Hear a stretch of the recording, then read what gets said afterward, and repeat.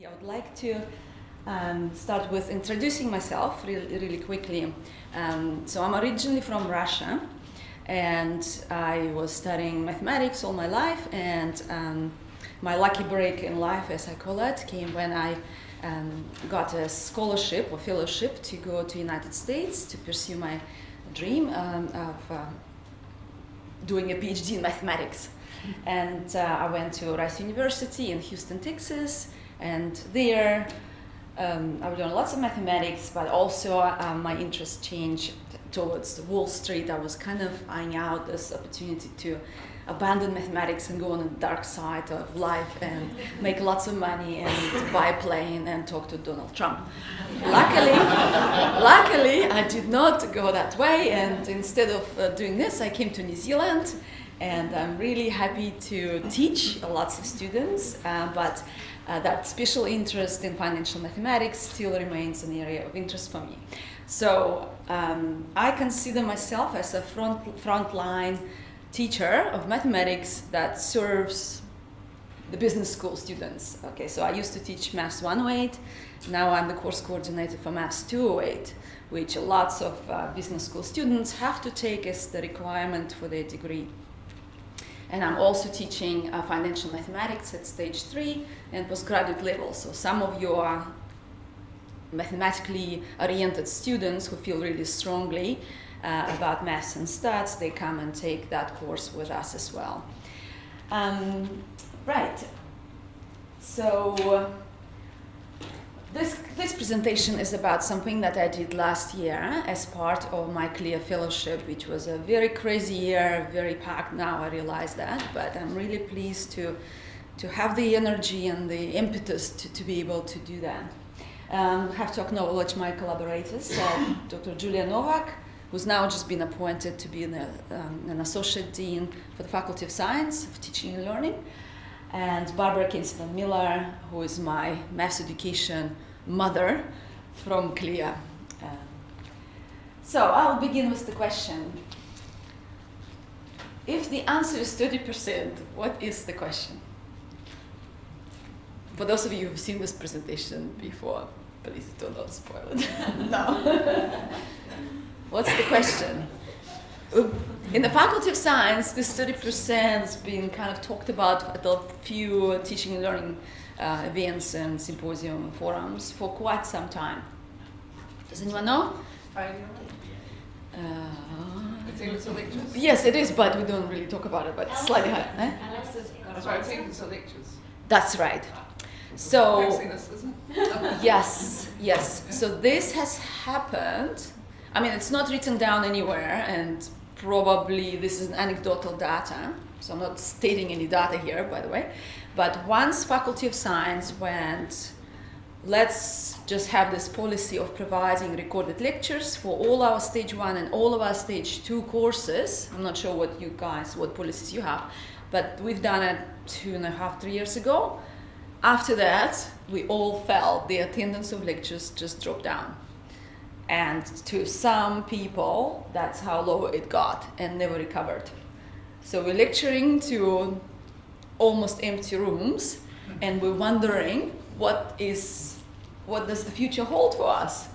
And what can we do about it? And the first intention was, let's just stop providing recorded lectures. And I think it's just so short-sighted, and this is a great learning resource, and we shouldn't do that. It's a backward step. We should think of ways to tackle this problem. So rates of lecture attendance, that was one of the questions that I was trying to address during my CLIA fellowship.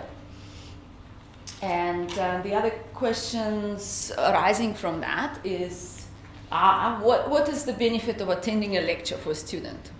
If they can just watch it in their comfort zone of their home at any time they want, why would they come here, pay the money for transportation or parking, which is getting more and more expensive a year? What do we offer that adds value to the students that live lectures can be used for? What's the value? And so the first one way to solve this problem, and some people do it successfully, Yeah. I have to say, Peter Beer, right? Peter Beer, have you heard about Peter Beer? Our circus performer who cycles on a unicycle on desktops in the lectures during the 5 minutes breaks, or juggle. I mean, he's amazing, right? I would love to be his student. He tried to teach me how to juggle in one of the conferences for like a week, and I couldn't learn it, so it's not the thing. But, you know, is that our future? Are we going to be performers, entertainers, like bring the entertainment component to get them to come to live lectures? It's one way. I thought about it, and I tried a few things. And I've got costumes. I could wear a costume like this. That could be me. Could be me going to a lecture one morning, right?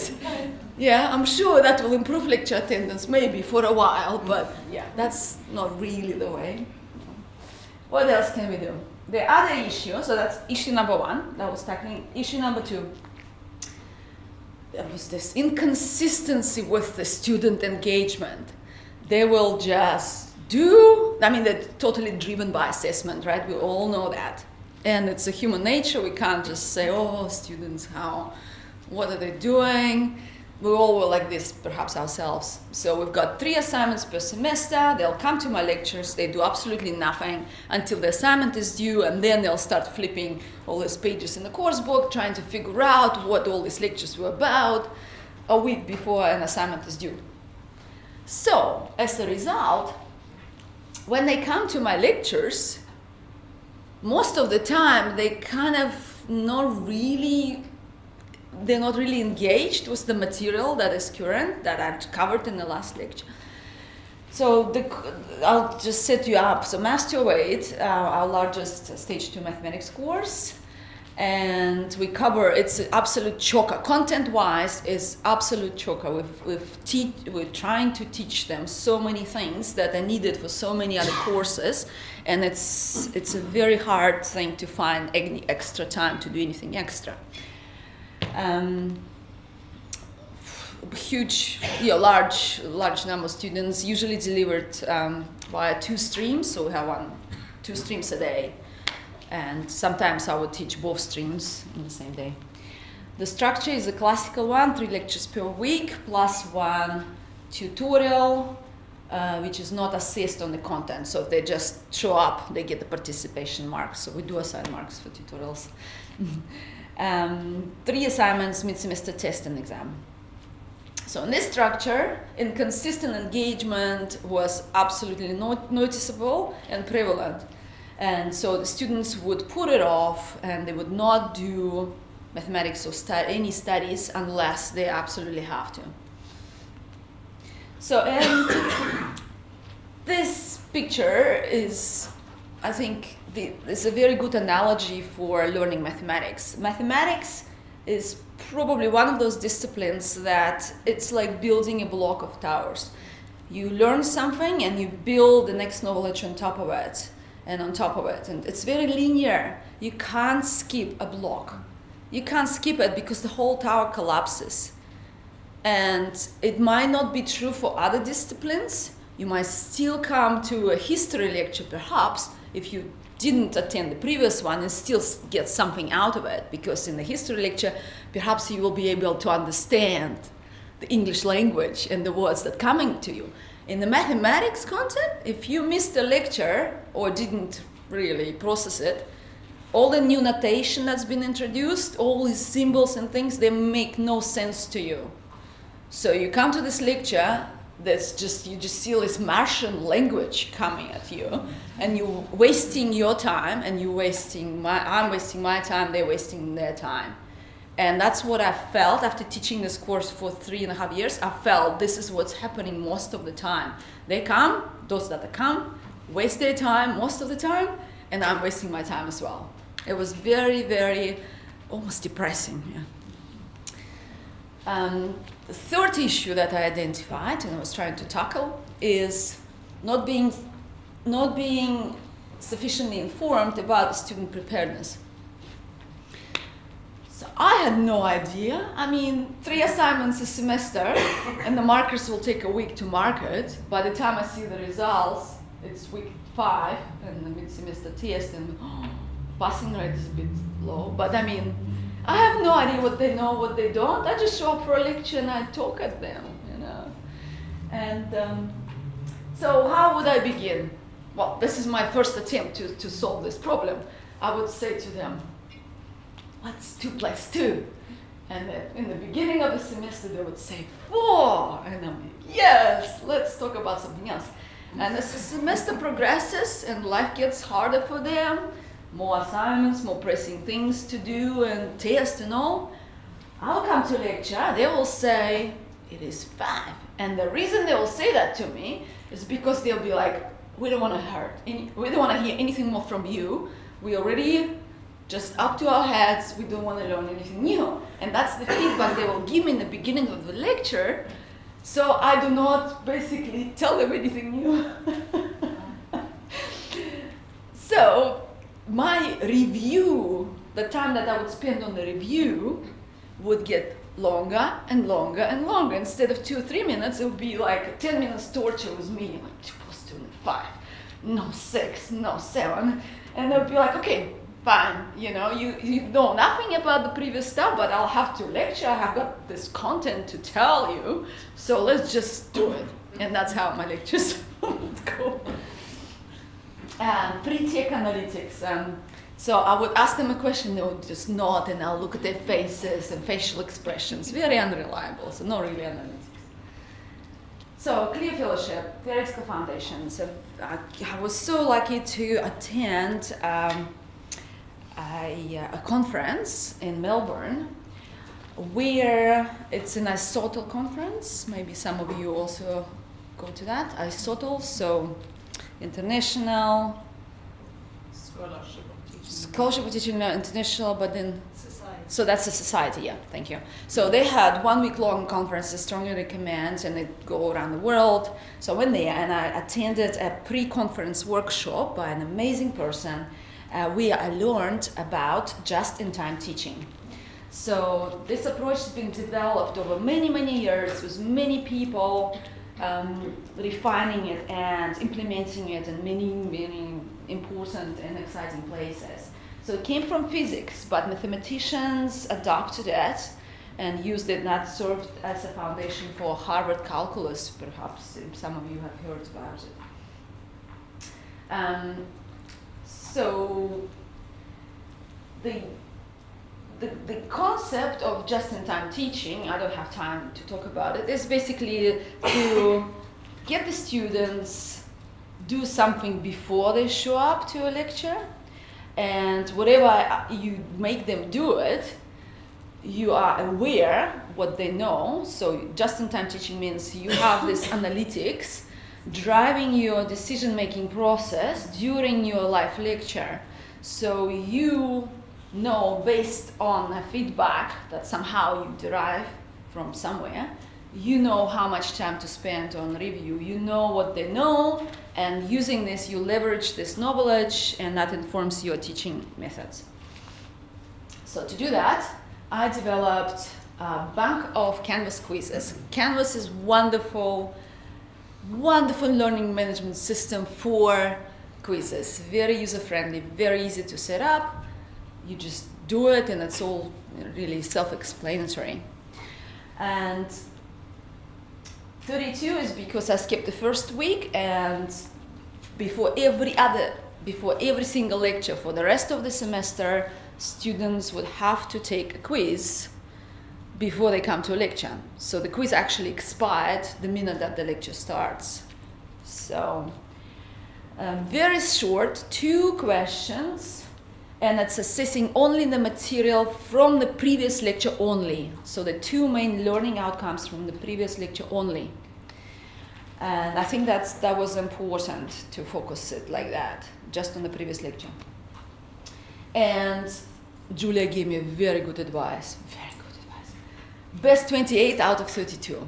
Don't make your life hard. That solved me lots of problems, because all the sicknesses, the travels, all of the stuff was just taken care of by this best 28, because they can miss a week and a half almost, and without any penalties. And I passed it through the academic committee, put the weighting of 7% on all of the quizzes to be counted towards the final grade. And so that went through relatively straightforward. So here's a quiz for you. I should have done the maths quiz, but no. So what do you think has happened during that semester that I first tried it? So each quiz is worth 0.25%, just a quarter of their final grade. And what do you think, when I looked at the data on Canvas, what percentage of students completed each quiz? Each quiz. So the question is a bit kind of hard to read, understand, but... Sorry, can I ask a question? Maybe you said this. So if students aren't turning up, they are not doing the quiz? No. If they're not turning up, they can. So the quiz is delivered on Canvas. It's online. They cannot come to lectures, and there was a big cohort of students who choose to do that. But yeah. So what do you think? Who thinks it's A? Raise your hand. B. C. D. D. Who thinks it's E? Right, and who thinks it's F? Yeah, you're very optimistic. I wasn't so optimistic. But yes, the answer is E. I was absolutely gobsmacked to see this data that they actually, for 7%, they actually decided that we are going to do it. This is worth, and they stuck with it. They did it, and even each quiz. So there were, most of the students did all 32 quizzes, not even 28, 32. So they kind of liked it. Anyway, so this is an example of so I come to a lecture, I quickly log in on Canvas, I press the button, analytics, see the quiz analytics, and I see for the 2 questions that I've asked, what I see, I don't want you to read the maths, by the way, don't. What I want you to see is this, what's in the red circle. I see how many percent of students answered this question correctly. And most of the time, I would see huge numbers like that, over 80, 90. And I just felt so good. I felt like I don't need to spend any time on revision. They know it.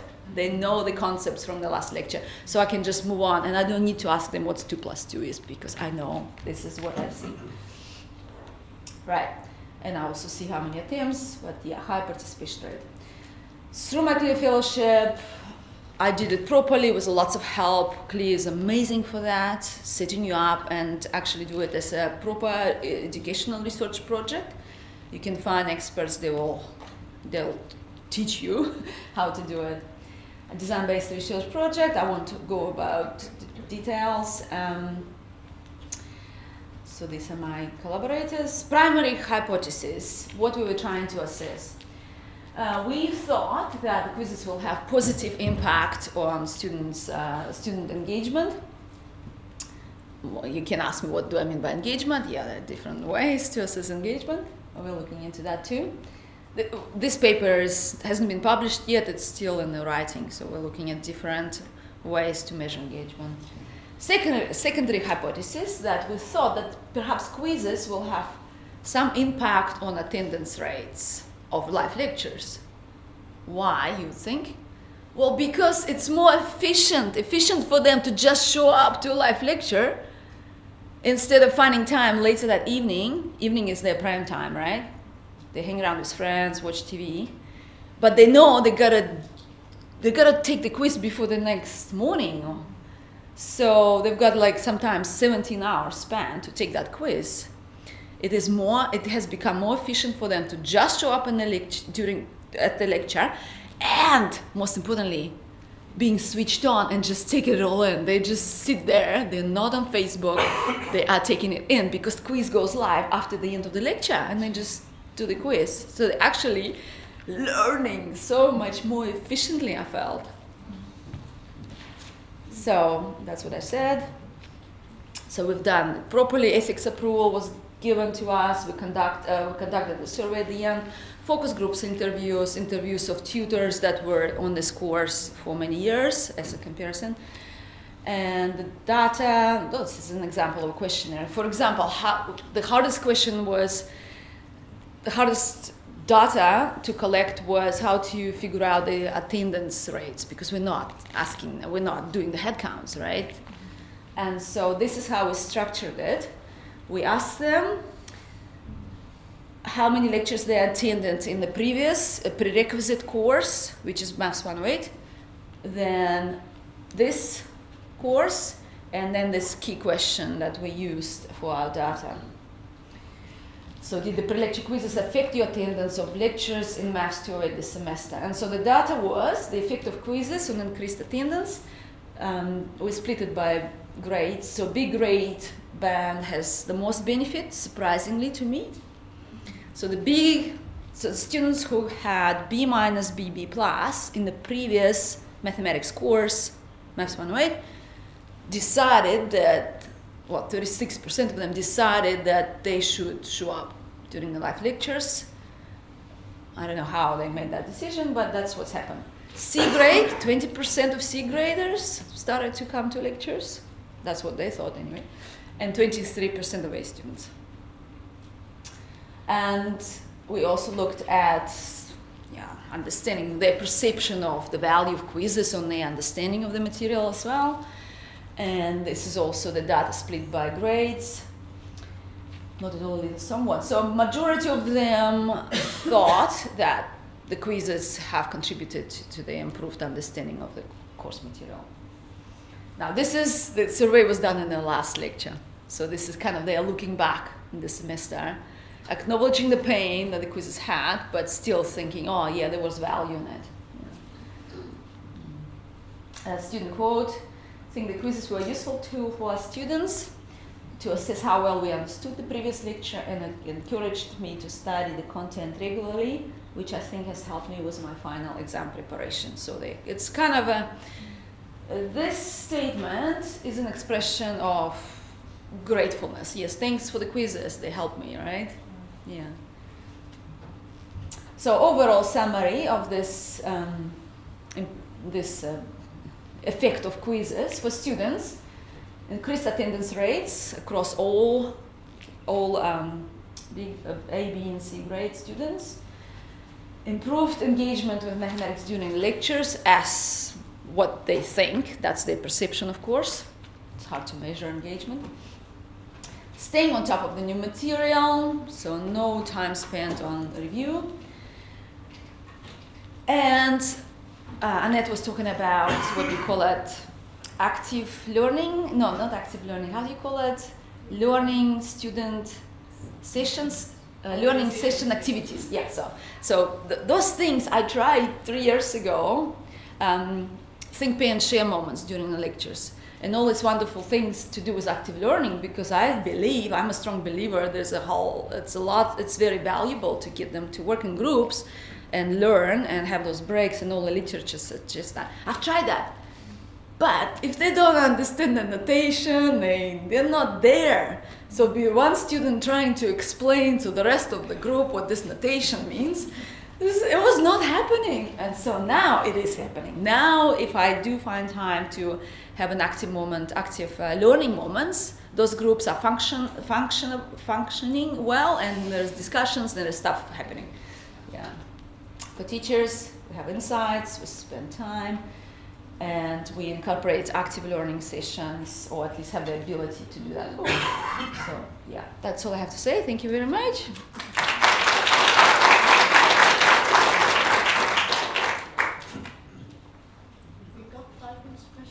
I've got a question, definitely, because I want you to go back and tell me what your measurement for engagement was. For engagement? Yeah.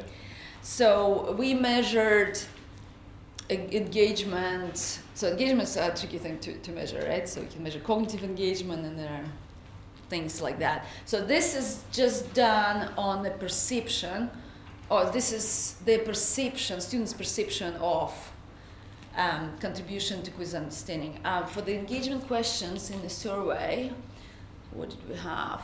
We had quite a few questions in the survey. We haven't really written that part up yet, but yeah. So the focus groups data would be probably the best used for that. The way they. So it's qualitative. Yeah, it's it's a Because qual there are and a quant. engagement scales that you can use. Future. Yeah, engagement scales for like an observer comes in and what? Well, yeah, they evaluate the thing, course. Yeah. They say how engaged they were. Oh. Multi-line scale. Okay. I'll All right. Cheers. Thank you. One other thing I was going to Yeah. say too, when I was doing my PhD, I got to be a lecturer in charge or whatever, and at the university they had this system where they had these little like remote Clickers. barcode scanners. And so the students, as they walked in, you zap their student ID, and you could see, well, I've now got 250 of them in the room. Wow. Ready to go. And so Was the attendance compulsory or not? Was it linked to our assessment, the attendance? No, not No, necessarily. it was just done for for But your own sake. the fact that you're doing that to them makes them feel like they have to be there. It's done at University of Sydney, for example, where they Oh, really? scan And the- improves the attendance ID rates? numbers. And what it does, it sort of gives feedback, indirect feedback to students that they are kind of watched by the lecturer, that they're cared about, and it does feel different as if you would walk in as just an anonymous kind of person into a large lecture. Interesting. We need to look into it, how much it costs. Yeah, they liked it, and then I used it in a subsequent semester. Uh-huh. And I said, well, if you say something, because you get at this university they do class participation, and it's 10%. If you say something, I'll scan your thing, and then the more scans that you have, the more out of 10 you get at the end of it. Right, jeez. Yes, I think it was here. I'm about to implement something really similar, Oh, yeah. and I was wondering how Canvas copes with randomization. Of you do more the quizzes answers? than you count. Can you explain that a little bit? more questions. You have 32 To, oh, yeah. count to 20. Oh, it's so easy. It's when you set up your assessment group, so it'll be quizzes as a group, and then there's one little drop down button that says take the 4 lowest scores, and that's all. That's so easy. And so that's individual for each person, each student. Yeah. Yeah. Great. Yeah, so very easy. Yes. So did you have any randomization of the questions, or did they all get asked the same question? Yeah, I had a bank of randomly pulled out questions, and I will grow it, obviously. As the years go by, I will, yeah. So at the very least, the first semester I was just like in survival mode. I just gotta get this project off the ground and do the stuff. So I just have 2 questions randomly selected, but yeah, hopefully they were not cheating, hopefully. Oh, sorry, I think there's a question from you. Yes. Did the pass rate change? That's a tricky question. You see, the answer is yes, but as a educational researcher, I can't claim causation. I can say yes, that semester I was almost crucified at the examination meeting when my A rates was just off the roof. My pass rate was a lot higher than the previous semester, and I'm sitting there, I'm like, no, I'm not going to tell them that I did the quizzes, and that's my excuse why my pass rates, and they have to just go with it.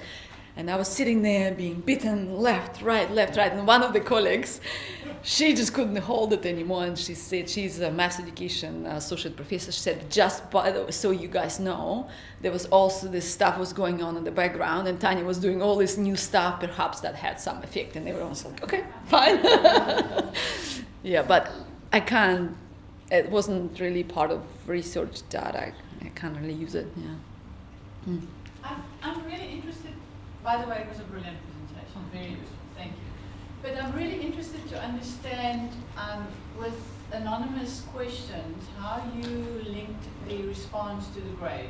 Yeah, so it was one survey, one piece of paper, and we asked them, the last question was, what was your grade in the previous math question? Yeah, it was a tricky one, and the passed through ethics, okay, so I was very pleased that they let me keep that question, yeah. Did you get the same distribution of grades as per reality? Yes, yes, we did. Yeah, good question.